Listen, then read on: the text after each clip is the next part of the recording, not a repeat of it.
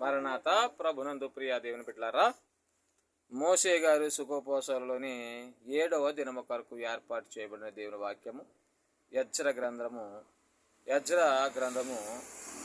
10వ అధ్యాయము మొదటి నుంచి కొన్ని వచనాలు చదువుకుందాం. యెజ్రా ఏడ్చుచు దేవుని మందిరము ఎదుట సాష్టాంగపడుచు పాపమును ఒప్పుకొని ప్రార్థన చేశాను. దేవుడి పరిశుద్ధ వాక్యం దీవించును గాక. ఆమేన్. మహోన్నతుడు యేసయ్య, లోకరక్షకుడా, పరిశుద్ధుడా, ప్రేమగల తండ్రి, దయగల ప్రభువా, ఆత్మ తండ్రి, మీ తండ్రి ఆత్మ మీలో ఉండి మాట్లాడుచున్నాడు కానీ మాట్లాడేవారు మీరు కాదని తెలియజేసిన ప్రభువా, నీ ఘనమైన నామానికి వందనాలు, స్తోత్రాలు. రండి, కనబడండి, మాట్లాడండి. నాయనా యేసయ్య మీరు రండి, యేసయ్య మీరే మాట్లాడండి. నాయన అద్భుతం చేయమని ప్రార్థన చేస్తా ఉన్నాను.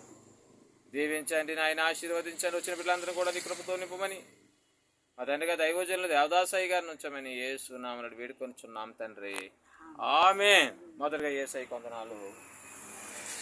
తండ్రిగా దైవజనులకి వందన మరణాతలు కూడా వచ్చిన మీ అందరికి మరణాతండి. ప్రభునందు ప్రియ దేవుని బిడ్డలారా, ఈ దినము తండ్రిగా దైవజనులు దేవదాసాయి గారు అంశము చెప్తూ మోసే సుఖోపవాసములలోని ఒప్పుదల క్రమము ఏంటంట. మోషే గారు సుఖోపవాసాలలోని ఒప్పుదల క్రమము. ఈ ఒప్పుదల అనే మాట మనం ఎక్కడైనా విన్నామా? అవండి, అయ్యో ఈ ఒప్పుదల అనే మాట మనం ఎక్కడైనా విన్నామా అంటే మెట్ల ప్రార్థనలో విన్నాము. మొదటి మెట్టు మనోనిదానము, ఏమండి, రెండో మెట్టు పాపపు తప్పుదల, మూడో మెట్టు తీర్మానము, నాలుగో మెట్టు సమర్పణ, ఐదో మెట్టు అంశ ప్రార్థన, ఆరో మెట్టు స్తుతి, ఏడవ మెట్టు కనిపెట్టు గంట. దేవుని మహిమ కలుగునుగాక. ఈ మెట్లలో ఉన్నదండి ఒప్పుదల క్రమము. దీని బిడ్డలారా, దైవజనులు ఇక్కడ చెబుతూ ప్రార్థన మెట్లలోని రెండవ మెట్టు ఒప్పుదల మెట్టై ఉన్నది. అర్థమైందండి. ఇప్పుడు ప్రార్థన మెట్లలోనే రెండో మెట్టు ఏమిటి? ఒప్పుదల అనగా మన పాపములను ఒప్పుకొనుట. మన పాపములను ఒప్పుకొని దేని బిడ్డలారా దేవుని వైపు చూచుట. అందుకే దైవజనులు అంటా ఉన్నారు, ఈ ఒప్పుదల మెట్టులో 4 ఒప్పందములున్నవి, 4 ఒప్పుదలలున్నవి అన్నారు దైవజనులు. ఏమిటి ఆ 4 అని మనం గమనించినప్పుడు, 1 పాపములు ఒప్పుకొనవలెను, అనగా జన్మ పాపము, అనగా జన్మ పాపము క్రియలు, ఆయుష్కాల సారములోని పాపములు ఒప్పుకొనవలెను అన్నారండి దైవజనులు తండ్రి గారి దేవదాసాయి గారు. ఏంటంట మనం ఒప్పుకునేది?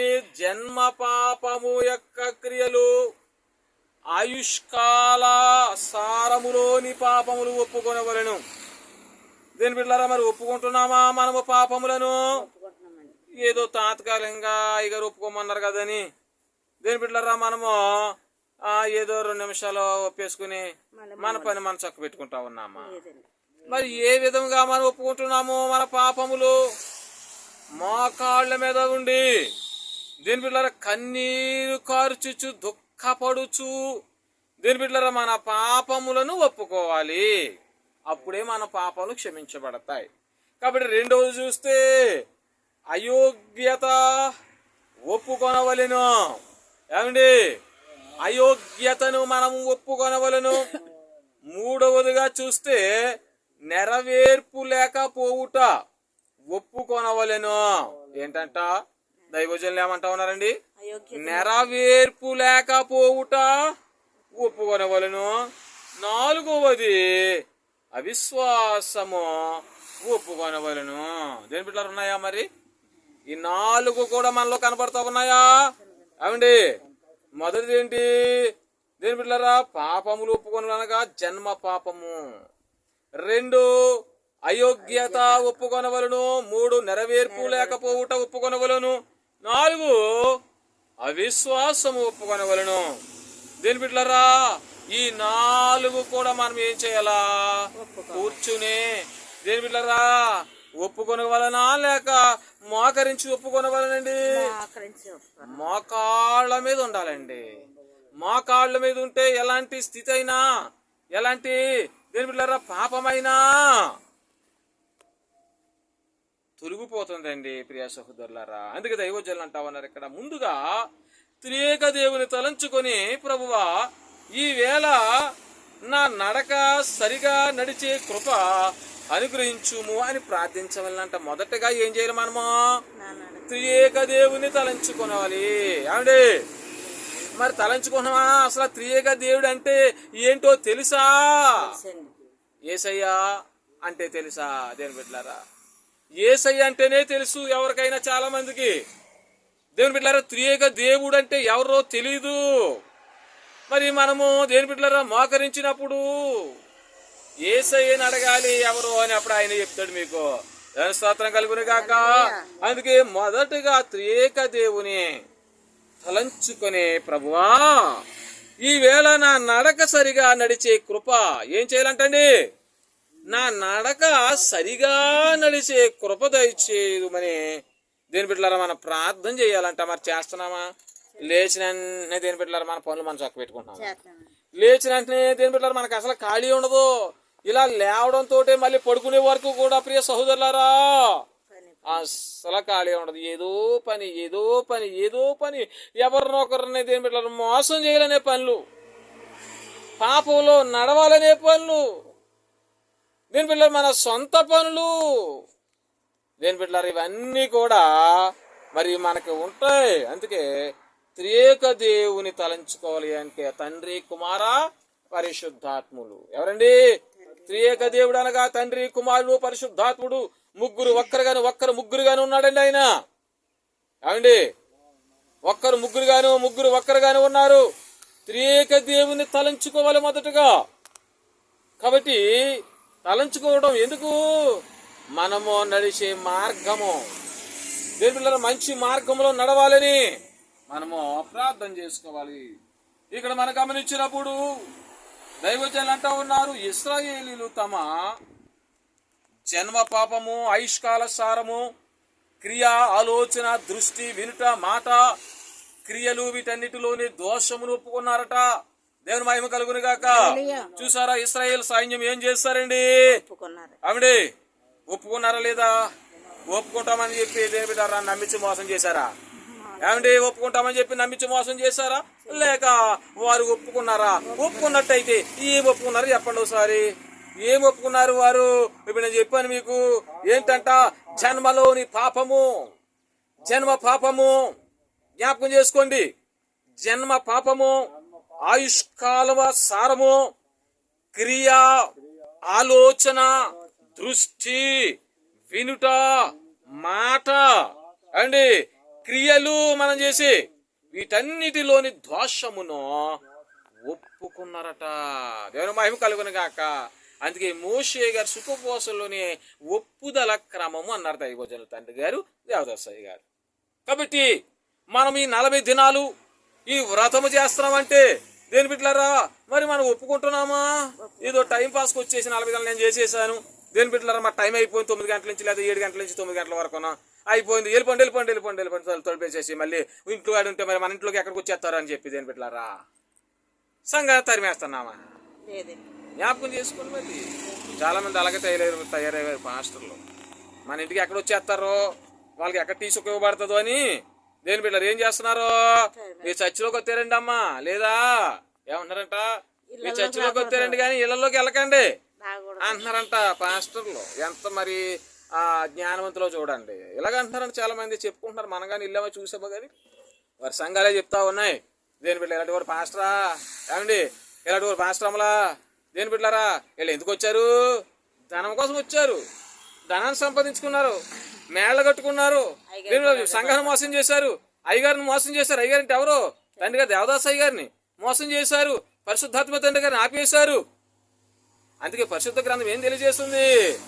దేని వల్ల మనిషిని దూషించే వారికి పాప క్షమాపణ ఉంటుంది, కానీ పరిశుద్ధాత్మ తండ్రి గారిని దూషించిన వారికి పాప క్షమాపణ బాబు లేదు నాయన. పరిశుద్ధ గ్రంథం తెలియజేస్తే ఒకసారి చదువుకో. కాబట్టి జ్ఞాపకం చేసుకోండి, అందరూ మన బిడ్డల్లా చూసుకోవాలి, అందరినీ మన బిడ్డలా చూసుకోవాలి. కానీ ఇంట్లోకి ఎక్కడ వచ్చేస్తారని చెప్పేసి దేని బిడ్డల పారిపోతే ఒకప్పుడు నీ స్థితి ఎలాగుందో గమనించుకోసారి, ఎక్కడుండేవాడు ఓసారి జ్ఞాపకం చేసుకో. దేని బిడ్డలారా, ఎక్కడుండేవాడు జ్ఞాపకం చేసుకుని సంఘాన్ని ప్రేమించు. సంఘం చేతులు నరకకూడదన్నారు దైవజనులు తండ్రి గారు దేవదాసయ్య గారు. సంఘం చేతులు నరకకూడదంట. దేవుని మహిమ కలుగును గాక. ప్రియ సహోదరులారా, జ్ఞాపకం చేసుకోండి. ఇశ్రాయేల్ సైన్యం అంతా కూడా దేని బిడ్డలారా ఒప్పుదల క్రమము అనగా వారు ఒప్పుకున్నారు. ఇవి ఎంత మంచివైనను ఎక్కడో ఒక చోట పాపమై ఉన్నవి. చూసారు, ఇవి ఎంత మంచివైనా ఎక్కడో ఒక చోట పాపమై ఉన్నవి. ఎప్పుడు కూడా దేని బిడ్డలారా మనకు పని పని పని, డబ్బు డబ్బు డబ్బు డబ్బు, సంపాదన సంపాదన సంపాదన, చేతికి 4 ఉంగరాలు కావాలని చేతికి ఇలా ఏదో సొట్ట చేతిలో పెడతాం. దేని బిడ్డలారా, ఇదా ప్రభు నిన్ను కావాల్సింది? నీ సేవ కోరుకున్నది ఇదేనా? దేని బిడ్డ సేవ కోరుకున్నది ఇదా నిన్ను? దేని బిడ్డలారా జ్ఞాపకం చేసుకో. ఒకప్పుడు నువ్వు తీర్పులో ముద్దాయి కింద ఉంటావు. దేని బిడ్డలారా తీర్పులో దేని బిడ్డ నరకంలోకి పోతావు. ఇలాంటివన్నీ కూడా నువ్వు సరి చేసుకో. ఇక్కడే సరి చేసుకోవాలి. నువ్వు ఎక్కడో సరి చేసుకుంటానంటే పని అవ్వదు అని దైవజనులు అంటా ఉన్నారు. ఏమని? ఇవి ఎంత మంచివైనా ఎక్కడో ఒక చోట, నువ్వు ఎంత మంచి గొడవైనా రాజారా గారు, ఎక్కడో ఒక చోట పాపం ఉంటుంది మనలో. దేని బిడ్డలారా అలాగే అన్నియును మనం ఒప్పుకున్నప్పుడు ఆయన క్షమించును. మనం ఏం చేయాలా? ప్రతి దినము కూడా ఒప్పుకొనవలెను. ప్రతి దినము కూడా మనము ఒప్పుకోవాలి ప్రభు దగ్గర. ఎక్కడ ఒప్పుకోవాలండి? ఎక్కడ ఒప్పుకోవాలా? ఆ ప్రభు సన్నిధిలో. ప్రభువా, నేను ఘోరమైన పాపిని, నేను ఘోరమైన పాపిని అంటే దేని బిడ్డలారా, ప్రభువా నేనేం చేశాను ఆయన పాపం అంటే మనం ఏం చెప్తామండి? అంటే రాజారావు గారు మేమేం చేసామని ఆయన అంటే నువ్వేం చేసావు ఆయన తెలుసు, నీకు తెలుసు. మధ్యలో మాకేం తెలుస్తుంది? దేవుడు చెప్పిన మాటలు మేము చెప్తాం తప్ప మాకేం తెలియదు. మీరేం పాపం చేశారో మేము చూసామా? ప్రభు చూశారు. దేని మహిమ కలుగును కాక. కాబట్టి ఆయన చెప్తాడు. అందుకే అలాగే అన్ని మనం ఒప్పుకున్నప్పుడు ఆయన క్షమించునంట మన పాపమును. దేని బిడ్డలారా చూపే పాపం, మాటే పాపం, వింటే పాపం, తలంపులే పాపం, ఇవే పాపాలు. దేని బిడ్డలారా అబద్ధం పాపమే, ఎన్ని పాపాలే కదా. మన నడవాడికే పాపం, మన ఆలోచనే పాపం. కాబట్టి కాదా? మరి అలాంటిదప్పుడు దేని బిడ్డలారా మనం ఏం పాపం చేసామని అనుకుంటే ఇంక మహా గొప్ప పాపి అవుతావు నువ్వు.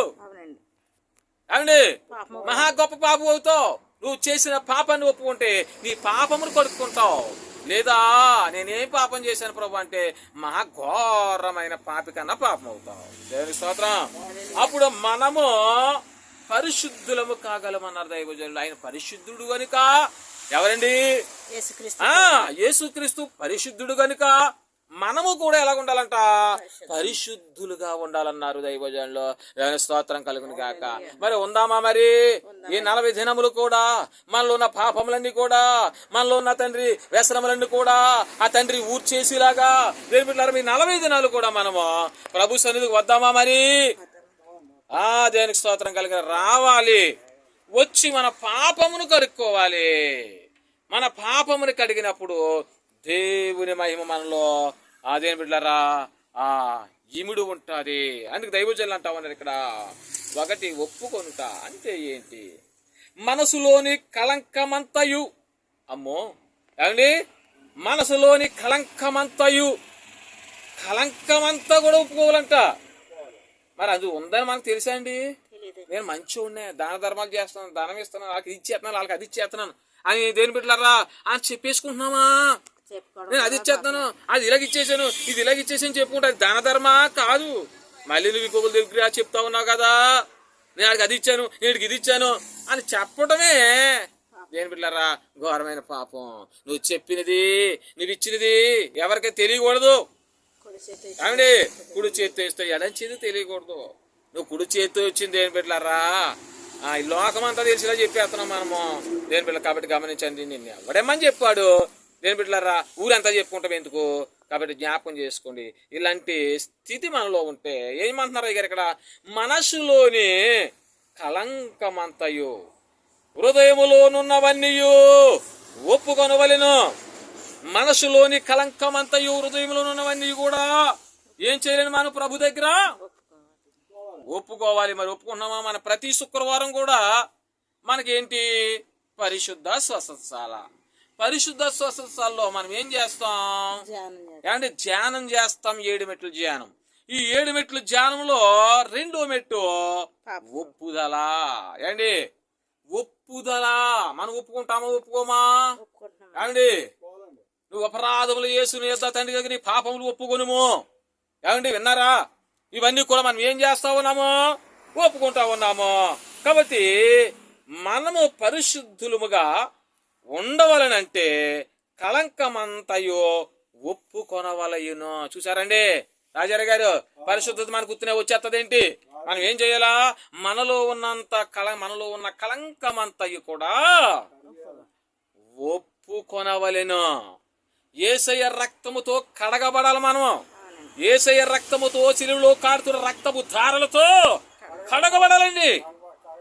మరి కడగబడుతున్నామా అని క్షణమును ప్రార్థన చేయడానికి బద్ధకం వచ్చేస్తుందా మనకి?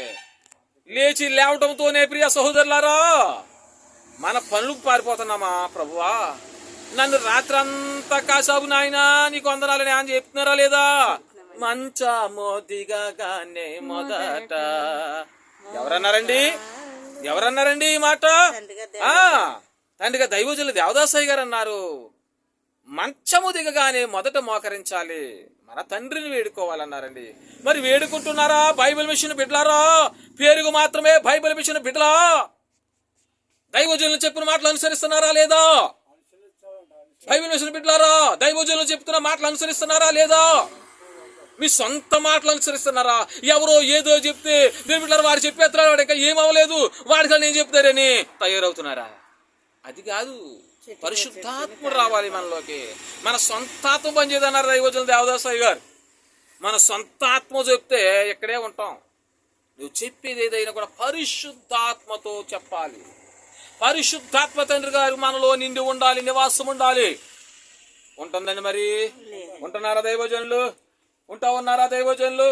దేని బిడ్డలారా? కాబట్టి మా తండ్రికి దైవజనులు అంటా ఉన్నారు. ఏమంటున్నారండి? ఏమంటున్నారు? మంచము దిగగానే మొదట కాళ్ళలోనే మన తండ్రిని తలంచుకొనుగా. దేవుని మహిమ కలుగును గాక. బులో కృష్ణ మహారాజు గారికి, బైబిల్ మిషన్ కు, ఎం దేవదాసయ్య గారికి, దేని బిడ్డలారు. కాబట్టి ఇక్కడ మనం గమనించినప్పుడు దైవజనులు ఏమన్నారు? మనం పరిశుద్ధులుగా ఉండవలనంటే కళంకమంతయు ఒప్పుకొనవలేను, పరిశుద్ధులే రక్షితులు. ఏంటంట? పరిశుద్ధులే రక్షింపబడతారు, పరిశుద్ధులే రక్షితులు. ఒప్పుకుంటే పరిశుద్ధులు కారు. చూసారా? ఒప్పుకుంటే అపరిశుద్ధులు కారు. ఒప్పుకోవాలి, పరిశుద్ధులం అయిపోతాం ప్రభు దగ్గర. మన పాపమును ఒప్పుకోవాలండి. దైవజనులు చెప్పిన మాటలు చెప్పాలండి. దేని బిడ్డలారా మన సొంతంగా ప్రిపేర్ అవ్వకూడదండి. దేని బిడ్డలారా బోల్డ్ మాటలు బోల్డ్ రాశారు అయ్య గారు, బోల్డ్ పుస్తకాలు ఉన్నాయండి. దేని బిడ్డలారా ఎన్నో వేల పుస్తకాలు రాశారు. అవన్నీ కూడా చదవండి. బైబిల్ మిషన్ బిడ్డలారా చదవండి. సంఘం అంతా కూడా చదవండి. సంఘ బిడ్డలారా చదవండి. దైవజనులు రాసిన బుక్స్ అన్ని కూడా చదవండి. చదువుతేనే కదా తెలిసేది. ఏమండి? చిన్నపిల్లవాడు ఉన్నాడు, ఇప్పుడు వాడిని స్కూల్కి పంపితే 4 మొక్కలు నేర్చుకున్నాడు, అక్షరాలు. నేను వాడిని స్కూల్కి పంపకుండా ఊరి మీద తిరగరా బాబు అంటే ఏమి నేర్చుకుంటాడండి? ఏమీ రాదండి. కాబట్టి దేని బిడ్డలారా దైవజనులు రాసిన బుక్స్ చదవండి. నేను చదువుతున్నాను, మీరు చదవండి. మీరు కూడా మంచి మాటలు చెప్పండి. అయ్యగారి మాటలు చెప్పండి. ఇంకా అంతకేం కావాలి మనకి? అయ్యగారి కన్నా మంచి మాటలు ఇంకెక్కడున్నాయి? దేని బిడ్డలారా బయటికి కాదు మనకు కావాల్సింది దైవజనులు. దేని బిడ్డలారా అనేకమైన బుక్స్ పాటలు అన్ని రాశారు. కాబట్టి అయ్యగారి మాటలే చెప్పాలి మనము. బయట మనకెందుకండి? అయ్యగారు చెప్పి మాటలు చెప్పడానికే టైం సరిపోతలేదు. ఇంక బయట ఎన్ని ఎందుకు పిట్టకథలు మనకి? దేని బిడ్డలారా మనం చెప్పేసుకుంటాం, మనం నవ్వేసుకుంటాం కాదు. అవండి మనం చెప్పేసుకుని మనం నవ్వేసుకుంటాం కాదు. నువ్వు చెప్తే దేవునికి ఆనందం రావాలి. నువ్వు చెప్తే దేవునికి ఆనందం రావాలి. కానీ నువ్వు చెప్పేసి నవ్వేసుకుని దేని బిడ్డలారా ఇంకా నా అంత బ్రిలియంటా? దేని బిడ్డలారా మరి ఏజెంటా లేడనుకోకూడదు. దేని బిడ్డలారా గమనించండి. అందుకే ఇక్కడ దైవజనులు అంటా ఉన్నారు, ఒప్పుకుంటే అపరిశుద్ధులు కారణ ఆయన సంపూర్ణంగా ఒప్పుకున్న వారే సంపూర్ణ పరిశుద్ధులు. సంపూర్ణంగా ఒప్పుకున్న వారే సంపూర్ణ పరిశుద్ధులు. దేని బిడ్డలారా ఇక్కడ వాక్యం అనేది దేని బిడ్డలారా దేవుడు మాట్లాడే మాటలు, మన సొంత మాటలు కాదు.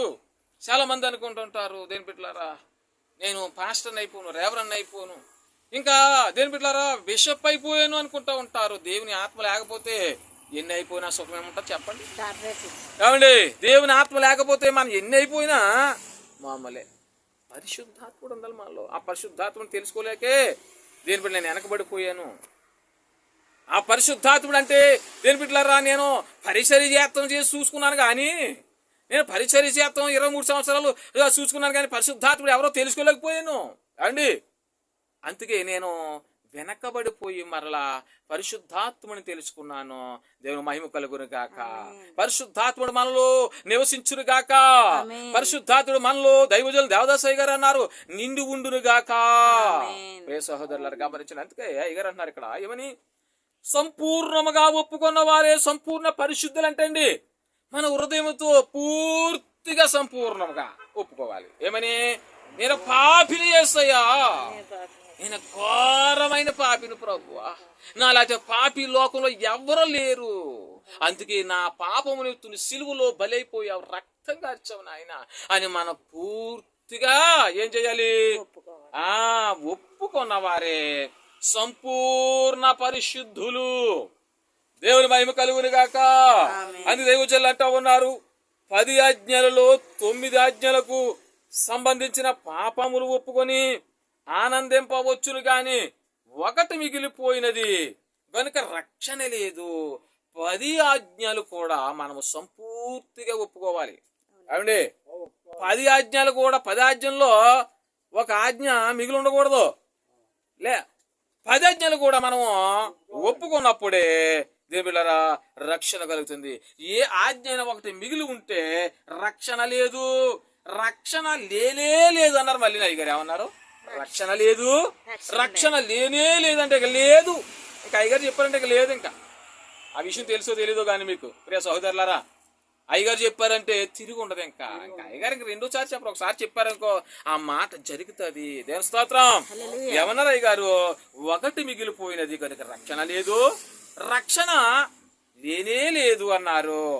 9 ఆజ్ఞలలో శుభ్రపడుట, క్షమించుమని ఒప్పుకొనుట మంచిదే, క్షమాపణ పొందుట మంచిదే, గాని ఆ మిగిలిన 1 ఒప్పుకొనకపోవుట వలన రక్షణ లేదు. గాని ఏముందో చెప్పండి, రక్షణ లేదు గాని పాతాళమే అన్నారు దైవజనులు. దైవ స్తోత్రం కలుగును గాక. 9 ఒప్పుకున్న 1 ఒప్పుకోకపోతే ఏంటంట, రక్షణ లేదు గాని పాతాళమే అన్నారండి దైవజనులు తండ్రి గారు దేవదాసయ్య గారు. కాబట్టి అయ్యగారు మాటలన్నీ కూడా జరుగుతాయి, అక్షరాలా జరుగుతాయి. ఏది కూడా కొట్టివేయబడదు, ఏది కూడా తీసివేయబడదు. అయ్యగారు దేని పెట్టారా, అయ్యగారి గురించి తెలుసుకోండి. అయ్యగారిని శుభ్రంగా మర్చిపోరు అందరూ కూడా. తండ్రిగా దైవజనులు దేవదాసయ్య గారిని మర్చిపోరు చాలా మంది. ఎవరో ఎందుకు బైబిల్ మిషన్ వారే మర్చిపోయారు, బైబిల్ మిషన్ వారే మర్చిపోయారు దైవజనుల్ని. దైవజనుల గురించి ఎక్కువగా చెప్పండి బోధకులారా, దైవజనుల గురించి ఎక్కువగా చెప్పండి. ఎవరో ఏదో అనుకున్నారని మనకు అనవసరం. మనము దైవజనుల గురించి జ్ఞాపకం చేసుకోవాలి, చెప్తా ఉండాలి. చెప్పకపోతే కొత్త వారికి ఏం తెలుస్తుంది, ఈయన ఎవరో అనుకుంటున్నారు తప్ప ఆయన స్థితి ఏంటో, ఆయన ఎంత కన్నీరు గార్చారో, ఆయన ఏం చేశారో దేని బిడ్డలారా మనం చెప్తేనే కదా తెలిసేది వారికి, దేని కొత్త వారికి. ఏమండి వచ్చిన దేని బిడ్డలారా కింద కూర్చోబడిపోతారు, కింద కూర్చోకూడదమ్మా, మోకరించి ప్రార్థన చేసుకోవాలండి అని మనం ఒకసారి చెప్పామనుకోండి, 2వసారి దేని బిడ్డలారా వాళ్ళు వచ్చిన ఏం చేస్తారు, మోకరించి ప్రార్థన చేసుకుంటాం. మనం చెప్పకపోతేనో నోరు తెరాపోతేనో ఎవరేదో అనుకుంటున్నారని సంఘాలకు రారేమో అని, కానుకలు ఎవరేమో అని, దేని బిడ్డలారా సంఘానికి రారేమో అని, కానుకలు ఎవరేమో అని దేని బిడ్డ నువ్వు భయపడుతున్నావు బాబు. అది కూడా యేసయ్య ఉన్నాడు, దాసయ్య ఉన్నాడు, వారి మీద ఆధారపడండి. యేసయ్య మీద దాసయ్య మీద ఆధారపడాలి కానీ దేని బిడ్డలారా మనుషుల మీద ఎంతకాలం ఆధారపడతావు, ఎంతకాలం ఆధారపడి తండి తండి తండి మీకోసమే కారు కొంటాను, మీకోసమే మేడ కడతాను, మీకోసమే మిద్దు కడతాను, మీకోసమే పెళ్లి చేసుకుంటున్నాను. ఏం కరమండి బాబు, యేసయ్య కోసం కాదు, నీ కోసం నువ్వు కాదు. దేని బిడ్డలారా యేసయ్య కోసం నువ్వు రాలేదు, ప్రజల కోసం వచ్చావా, జ్ఞాపకం చేసుకో. ఇలాంటి స్థితి ఉందా, ఎందుకు పనికి రావు. ఇప్పుడు బాగానే ఉంటుంది నీకు, ఎందుకు పనికి రాకుండా దేని బిడ్డలారా యాసి దురాసి దుఃఖానికి చేయొచ్చు. ఆ ధనాశ తీసేసుకో, ధనపేక్ష తీసుకో. నువ్వు చాలా తప్పు చేసావు, పరిశుద్ధాత్మ తండ్రి గారు నాకు జ్ఞాపకం చేసుకో. అంత దైవజనులు అంటా ఉన్నారు ఇక్కడ. ఏమని? ఆయన ఇశ్రాయేలుకు 10 ఆజ్ఞలు ఇచ్చారు గనుక గదులలో ఆ పాపములు ఒప్పుకొనవచ్చును. ఏ ఆజ్ఞకు విరోధమైన పాపములు నాలో ఉన్నావా అని పరీక్షించి ఒప్పుకొనవచ్చును. దానికి బోధకుడు అక్కర్లేదు. బోధకుడు ఎందుకు? రాజారే గారు, మీ పాపములు మీరు ఒప్పుకోవడానికి నేనెందుకు? మళ్ళీ ఒక గదిలో మోకరించి నా పాపములు క్షమించి యేసయ్యా, నేను ఘోరమైన పాపిని ప్రభువా, నేను ఎంతో పాపం చేశాను తండ్రి ఈ గ్రామంలో. దేవా, నేను ఎంతో మందిని తిట్టాను, ఎంతో మందిని కొట్టాను, ఎంతో మందిని మర్డర్ చేశాను, ఎంతో మందిని ఆహారం లాగేసుకున్నాను నోటి కాడి నుంచి, మాకు తినే ఆహారం లాగేసుకున్నాను నోటి కాడి నుంచి అని మనం ఏం చేయాలా? మోకరించి గదిలో ఒప్పుకోవచ్చు. బోధకుడు ఎందుకు దానికోసం?